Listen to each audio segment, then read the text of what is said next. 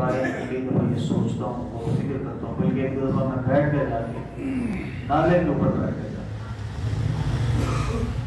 میں نے وہ جو گندا پانی نہیں چل رہا تھا، پلیز گندا پانی، اس کے اوپر غور کیا تو مجھے وہ مجھ سے وہ کتنا بہتر اور کتنا عظیم ہے وہ پانی۔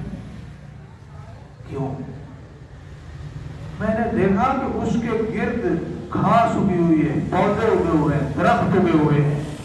ایک گندا غلیظ چلنے والا پانی کا قطرہ جو ہے وہ اتنا کمال اپنے اندر رکھتا ہے کہ وہ اپنے گرد و نواح میں سبز و انگور اور پودے اور درخت اگا رہا ہے۔